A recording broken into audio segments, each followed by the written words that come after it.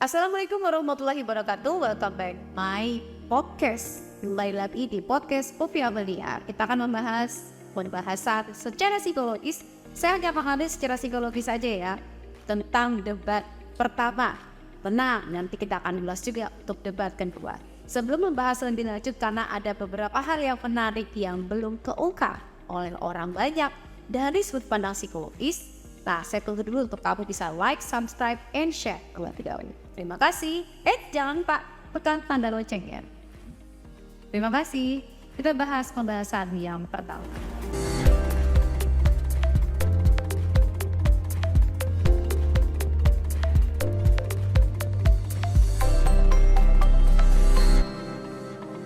Oke guys, saya akan membahas ya pembahasan ini. Kita mulai dari format terlebih dahulu. Nah, formatnya ini untuk debat pertama ini agak sedikit menarik. Kenapa? Karena memposisikan mereka itu seperti ini. Lihat kan? Panggungnya seperti ini gitu loh. Jadi di tengah, kemudian agak sedikit naik stage-nya, bener? Dan semua orang mengelilingi, melihat di sana.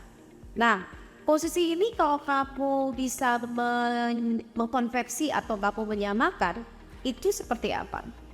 Benar banget, seperti gladiator. In the 1st century AD, Rome is the biggest city on earth, with a population of more than 1 million people. Nah, seperti itu. Untuk beberapa orang yang berada di posisi tengah seperti itu butuh ketakutan, butuh kepemimpinan. Bahkan yang terpenting adalah menguasai arena. Kenapa? Karena semua orang memperhatikannya. Bukan berarti di depan enggak ya, tapi di sini center, di tengah gitu loh. Dari belakang, kiri, kanan bisa melihat. Nah itu untuk orang-orang yang public speakingnya punya masalah atau tidak percaya diri, itu jadi masalah banget. Kenapa? Karena secara psikologis itu akan memberikan pressure yang luar biasa gitu. Nah, agak berbeda kalau kita bandingkan dengan debat kandidat Presiden Amerika sebagai berikut. In the night's most substantive discussion on Di sini beda kan tayangannya, dan kita konversikan dengan debat Presiden Amerika. Lihat di situ ya, dia bentuknya menghadap ke depan dan itu ada mimbar-mimbar. Itu lebih nyaman, lebih comfort. Kalau dari yang sebelumnya, di belakang juga bisa melihat. Coba kalau kamu bayangkan aja kamu lagi berdiri, terus semua orang memperhatikan kamu sudut kiri kanan, itu pressure-nya atau tekanannya luar biasa. Gitu, itu satu. Kemudian yang hal lain lagi yang menarik lagi, lihat nggak? Kalau mereka beda dengan 2019, ini mereka masuknya aja, nah seperti video ini, masuknya juga bareng-bareng. Dan setiap debat, KPU sudah menyampaikan bahwa setiap debat dimanapun itu akan selalu bersama. Jadi capres sama cawapres akan hadir di sana. Itu mau menunjukkan apa? Kerjasama. Tadi saya sudah membahas mengenai kelemahan maupun kelebihannya ya. Kelemahannya sudah saya bahas. Kemudian tadi ya, center, kalau kamu menguasai podium, kalau kamu menguasai arena, maka kamu akan dapat perhatian dari semua pihak. Tapi kekurangannya, kalau kamu nggak menguasai public speaking, jadi masalah. Gitu loh, itu kekurangan dan kelebihan. Ya, nah yang kedua yang ingin bahas selain format adalah waktu durasi yang singkat, sangat singkat. Tidak bisa menjelaskan untuk semua aspek dalam jangka waktu yang singkat. HAM, korupsi, penegakan hukum, serta keberagaman. Nah, aspek kali ini yang dibahas untuk debat pertama itu mencapai banyak hal dengan waktu yang singkat. Dampaknya apa? Ya durasi. Kalau durasi itu tidak bisa menjelaskan banyak hal. Kalau nggak bisa menjelaskan banyak hal, bisa salah persepsi. Dan yang terlihat hanya surface-nya aja. Nggak bisa deep talk, nggak bisa deep dalam untuk ngejelasin tentang aspek A, aspek B, aspek C. Nah itu kurang itu. Nah kalau kita bandingkan dengan Amerika, saya bandingkan lagi dengan Amerika yang saat ini juga lagi berdebat ya, debat masalah, debat kandidat juga. Mereka untuk satu konten, satu pembahasan itu fokus di situ. Jadi membutuhkan waktu yang lama sampai memilih seseorang dengan matang. Nah, ini kelemahan kita juga ya. Jadi hanya sebentar, jadi kayak visi misi dengan sangat singkat dan selesai gitu. Solusinya apa? Sebaiknya sih ada rangkaian panjang yang diberikan menurut saya ya. Ada rangkaian panjang sehingga masyarakat tuh lebih clear dan lebih jelas lagi tentang apa yang mereka mau sajikan. Ini pemilihan presiden loh, bukan pemilihan capres bener-bener.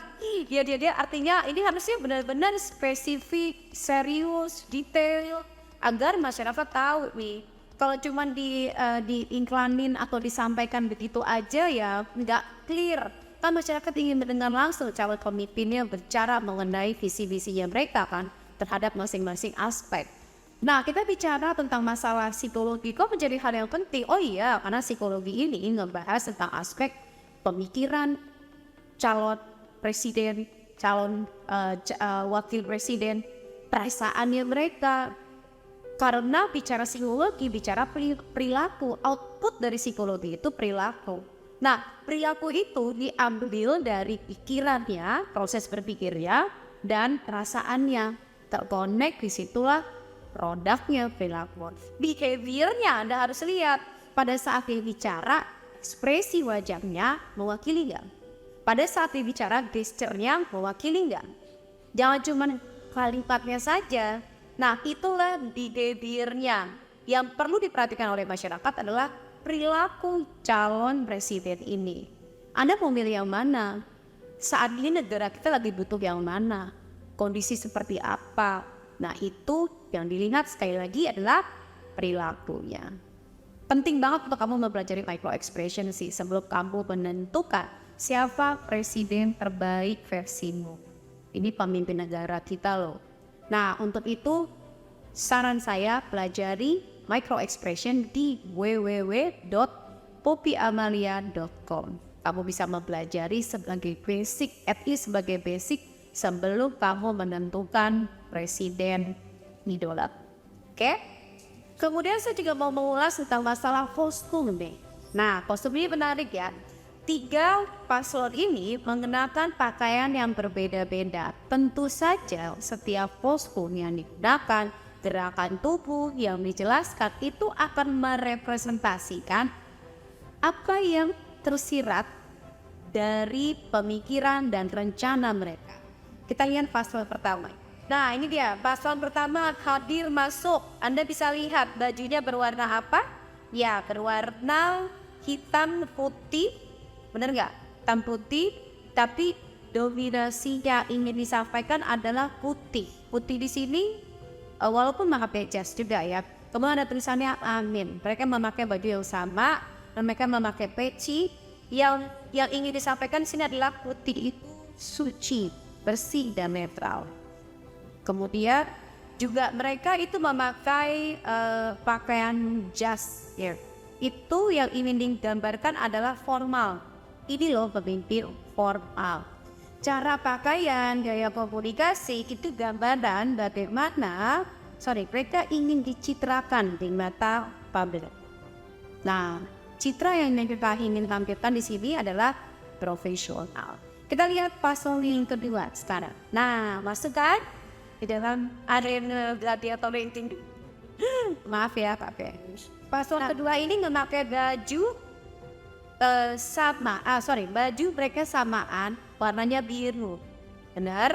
Kemudian biru. Yang menariknya baju yang mereka kenakan ini sama dengan surat suara. Tergambar apa berarti? Konsistensi. Ya. Kemudian kemejanya ini diulangi dengan celana berwarna hitam. Tapi yang menariknya Pak Prabowo tangannya untuk dikancing seperti saya seperti ini. Ya, ini yang kalian nggak perhatiin.